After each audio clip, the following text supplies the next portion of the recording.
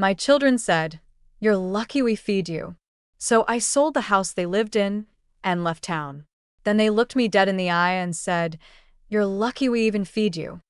In that moment, I realized my children didn't see me as their mother anymore, just a burden they tolerated. And that's when I decided they would never get the chance to humiliate me again. My name is Margaret Hull, and I'm 68 years old. I never thought I'd be telling this story, much less living it. For most of my life, I believed that love, especially a mother's love, was enough to earn respect. That if you sacrificed, stayed loyal, and put your children first, they'd eventually grow up to be the kind of people who'd look after you the way you once looked after them. But reality has a cruel way of stripping illusions bare. I raised my children, Daniel and Shannon, in a modest craftsman home on the outskirts of Madison, Wisconsin. My late husband, Bill, bought that house for us when we were both in our 20s. We scrimped and saved every dollar. We patched the roof ourselves when it leaked, painted the walls with our own hands, and built a life within those walls. After Bill passed, I tried to hold it together for the kids. I was only 50 at the time and they were in college. Every bill, every late notice, every time I went without so they wouldn't have to, I did it willingly. I told myself this was what mothers did. We gave until there was nothing left. And even then, we found a way to give more. But no one tells you what happens when your children grow up and decide that your worth is measured in how useful or convenient you are to them. It started small. Little barbs at dinner about how much groceries cost. Comments about how I couldn't manage on my own. At first, I brushed it off. I blamed their stress. I told myself they didn't mean it. But over time, those small jabs became bigger, crueler, more deliberate. A month before everything changed, Daniel suggested I move in with him and Shannon to save money. My Social Security check had never stretched far, and with the cost of everything going up, I reluctantly agreed. I thought we'd be a family again, 3 adults under one roof, looking out for each other. Instead, I learned how easily love can be twisted into something unrecognizable. The house I'd sold was to downsize my house down payment for their bigger place in Green Bay. I contributed almost everything I had left. I moved into the smallest bedroom. I gave up privacy, independence, even the small routines that made me feel like myself. And for what? For a son and daughter who would sit across the kitchen table, sip coffee I paid for, and tell me without flinching that I should be grateful they let me stay. The night it all broke was a Tuesday. Shannon had made pasta, and I offered to help with the dishes. She turned to me, smirking, and said, "You're lucky we feed you. If it weren't for us, you'd be on the street." Daniel didn't correct her. He nodded like that was the most obvious truth in the world. I remember how my hands trembled as I set the plate in the sink. I remember thinking, this is what my life has become. A woman with no dignity, no voice, no place that's truly hers. I went to bed early that night, staring at the ceiling for hours.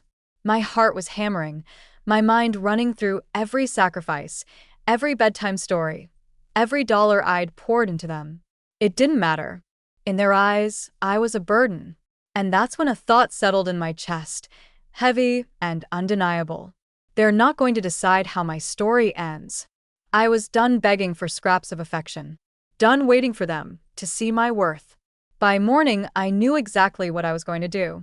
I woke up before sunrise, the house quiet, except for the low hum of the refrigerator. As I lay there listening to the sound of my own breathing, I felt something inside me click into place, like a lock finally opening. I got out of bed, careful not to wake anyone, and padded down the hallway to the kitchen. I poured myself a cup of coffee and sat at the table, looking around at a house I had helped pay for, but would never truly belong to. It's a strange thing when your life becomes unrecognizable. Even stranger when you realize you don't have to keep pretending it fits you. I took out my worn leather checkbook and ran my fingers over the cover. There in the back pocket was the deed to the house. My house in Madison, the one I'd signed over to Daniel and Shannon so they could build a better future. Technically, the sale had never been finalized. They'd moved in before the last payment was processed, trusting that my name on the paperwork meant I'd follow through. They were wrong. I thought about all the times I'd tried to make peace, the times I swallowed my pride, The times I let them make me feel small because I didn't want to lose whatever little connection we had left. But in that moment, sitting alone in the kitchen, I realized something that made my chest ache and my throat close. I had already lost them. I finished my coffee, washed the cup, and dried it with a dish towel like any other morning. But this time I was calm. I was certain I was done. I went back to my room and quietly started packing. One suitcase, one carry-on bag. Everything else I left behind. They'd made it clear that nothing I owned mattered here, so I wouldn't take much with me. By the time the sun was up, my heart felt strangely light. For the first time in years, I wasn't wondering how to please anyone. I wasn't worrying about whether I was in the way. I was just free.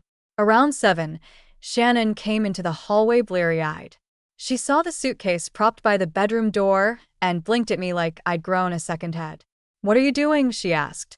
I zipped the last pocket and looked her square in the face. "Leaving." Her mouth fell open. "Where are you going to go?" I almost laughed because she sounded more inconvenienced than concerned.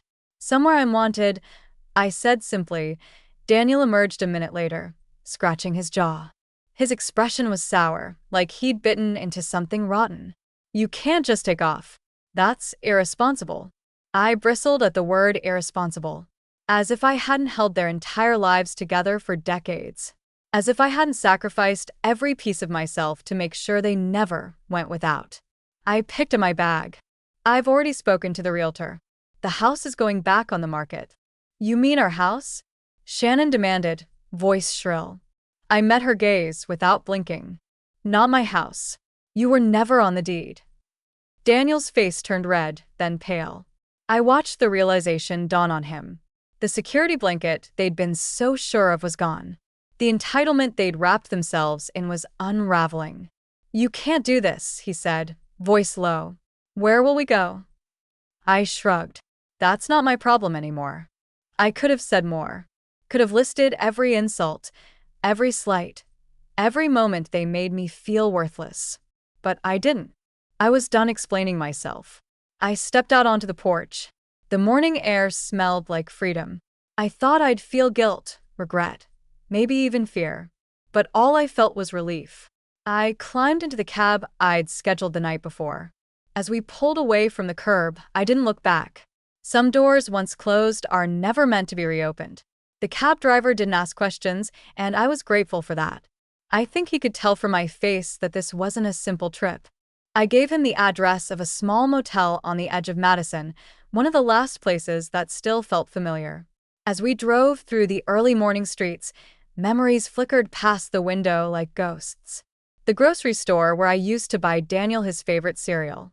The library where Shannon learned to read, the little diner Bill and I went to every Sunday. I wondered how a life could hold so much love and still end up here. Me with a suitcase in my lap, feeling like I was escaping from a prison I'd built myself. When we reached the motel, I paid the driver and thanked him. He helped me with my bags, giving me a kind smile that felt more genuine than anything I'd seen in my children's faces in years. Once I was alone in the room, I sat on the edge of the bed and let the silence settle around me. It was a small space, plain walls, thin carpet, the faint smell of lemon disinfectant, but it was mine. No one could barge in and tell me I was a burden here. No one could measure my worth by how many meals I cooked or how much I contributed. I exhaled, feeling like I'd been holding my breath for decades. The next few days were a blur of phone calls and paperwork. The realtor confirmed she could relist the house in Green Bay immediately. She sounded surprised when I told her the situation, but she didn't pry. She just promised she'd move quickly. I also called my old friend Carla, who still lived in Madison. We hadn't spoken much since Bill died. I'd been too busy taking care of everyone else to nurture my own friendships. But when she answered, her voice warm and familiar, I felt something inside me crack open. "Margaret," she said, incredulous. "Honey, are you all right?" I almost lied. Almost said I was fine, but I was too tired to pretend anymore. No, y whisperat. "I'm not. Where are you?" "I'm coming to get you."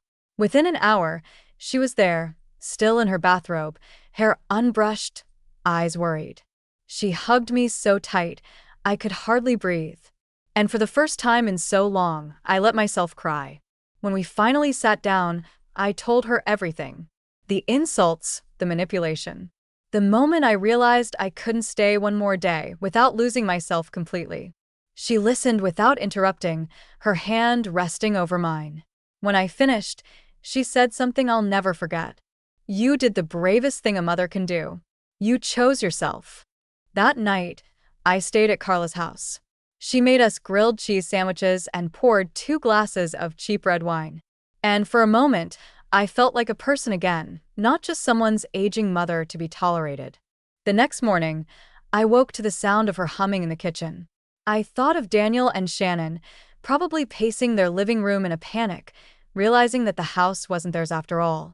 A part of me felt vindicated, but mostly I felt sad. Sad that it had come to this. Sad that all the love I'd poured into them hadn't been enough to teach them compassion. But as I sat at Carla's table, hands wrapped around a warm cup of coffee, I also felt something else. Hope. Because maybe, just maybe, this was the start of a life that belonged only to me.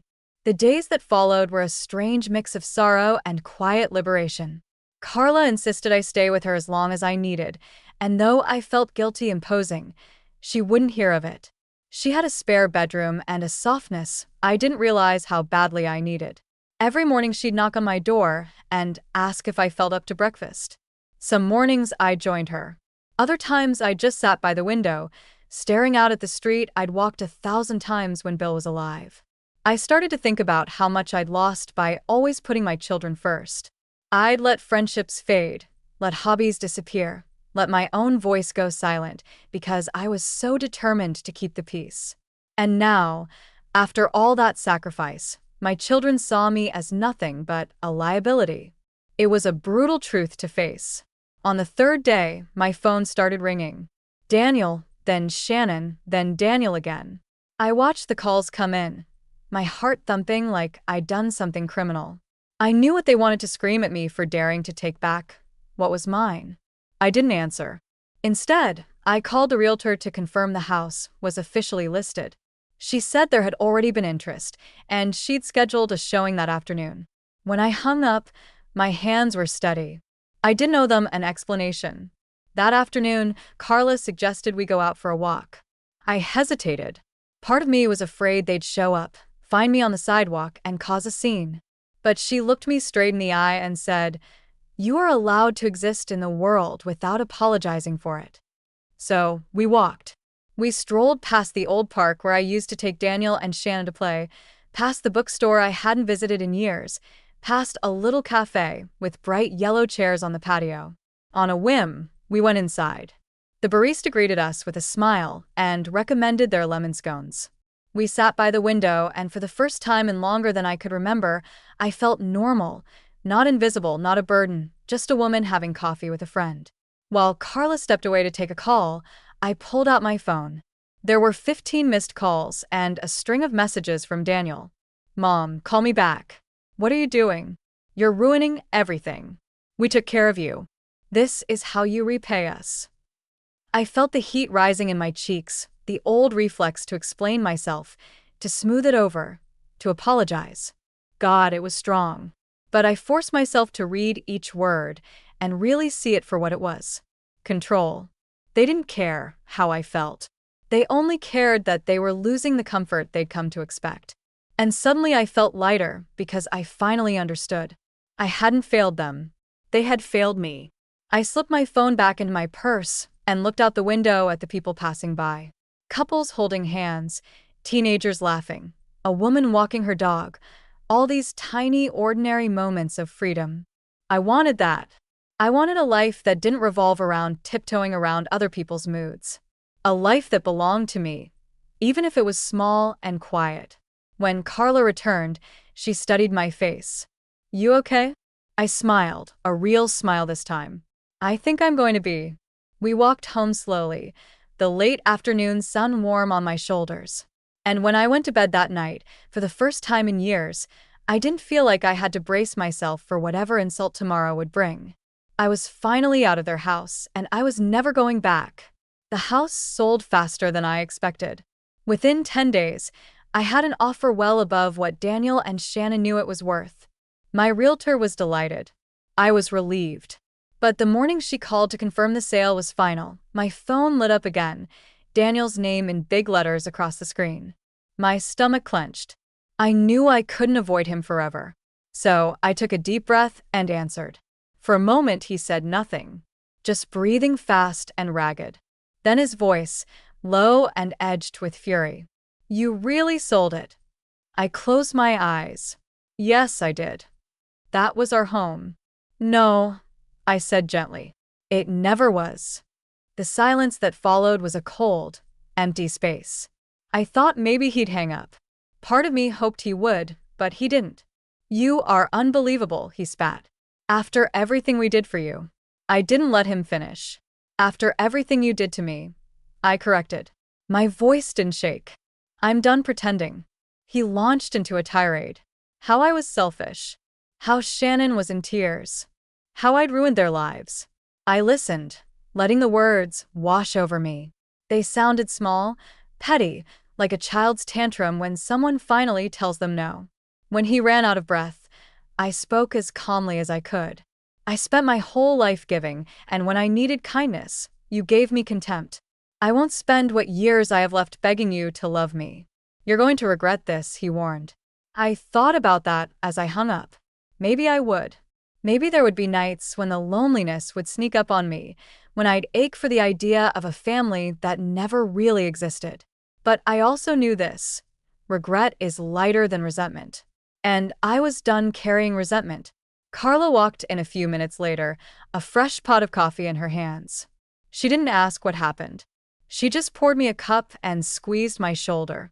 That afternoon, I went to the bank to deposit the check from the sale. As I slid the envelope across the counter, the teller glanced at me with curiosity. Selling a house? She asked politely. I nodded. Just closing a chapter.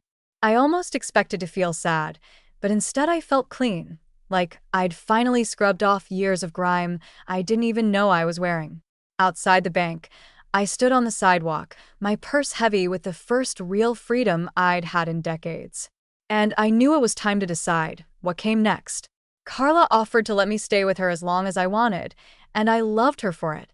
But I also knew I needed something that was truly mine, not borrowed, not temporary. That night, I sat at her kitchen table with a spiral notebook and a pen. I made a list.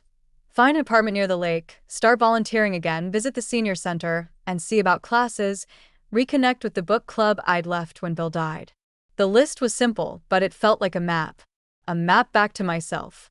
Later, as I folded the paper and tucked it into my purse, Carla looked at me with tears in her eyes. I'm so proud of you, she whispered. For the first time, I believed it. I was no longer the woman who lived in other people's houses, tiptoeing around their tempers. I was Margaret Holt, and I was finally free. I found a small apartment overlooking Lake Monona, just a 15-minute walk from the farmer's market I used to love. It wasn't fancy. 2 rooms, old carpet, a balcony just big enough for a chair, and a few potted plants. But the first time I stepped inside, I felt something I hadn't felt in years. Peace. The landlord, a soft-spoken woman named Linda, handed me the keys with a smile. Fresh start? She asked. I nodded, blinking back tears. Something like that. Carla helped me move in. We didn't have much to carry, just my suitcase, a few boxes of clothes and books, and the old photo albums I refused to leave behind.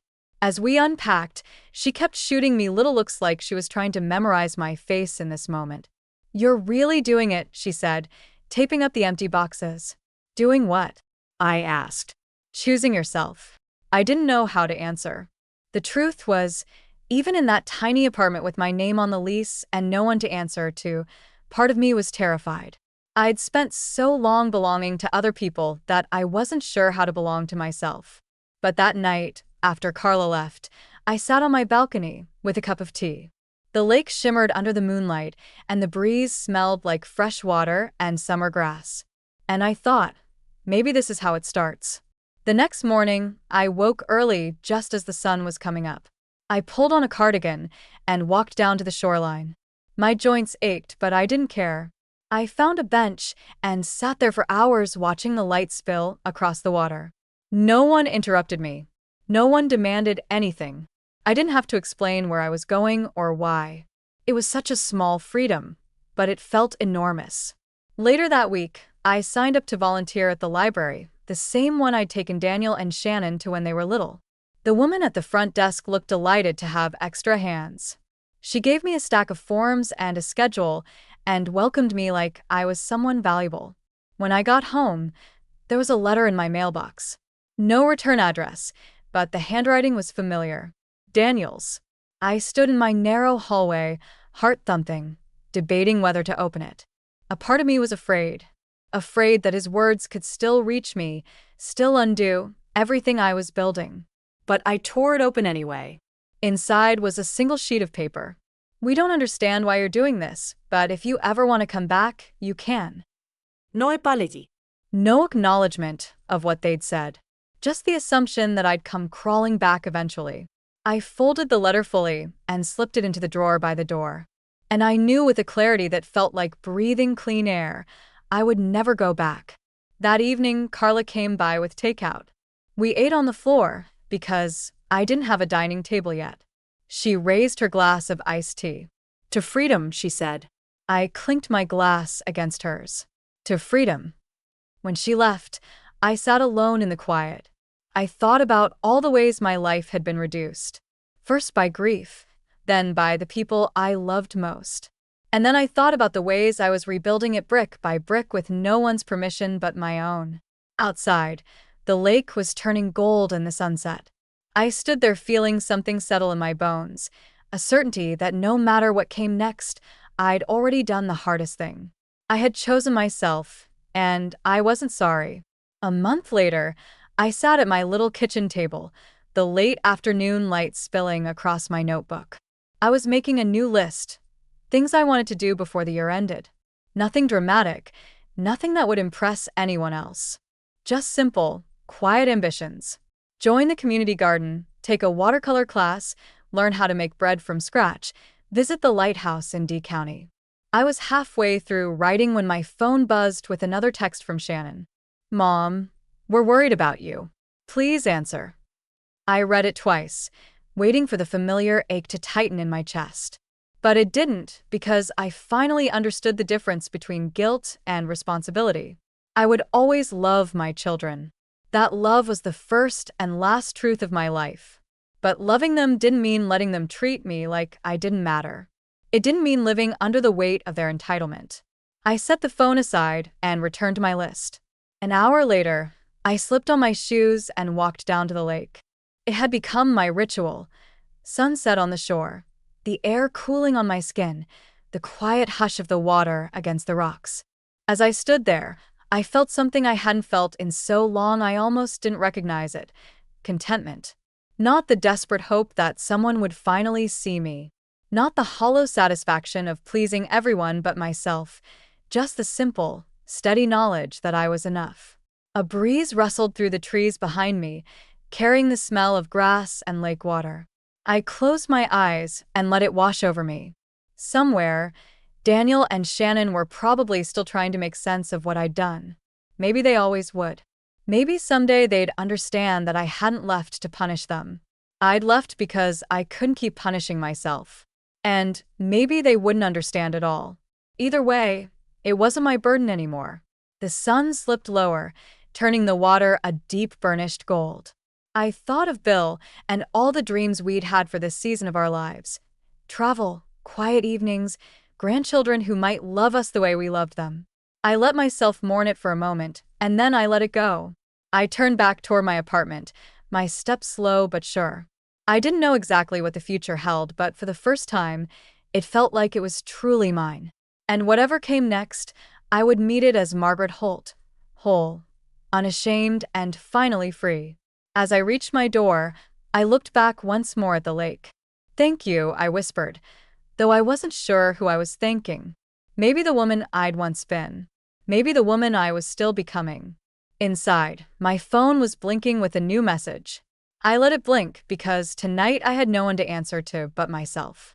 And that was exactly how I wanted.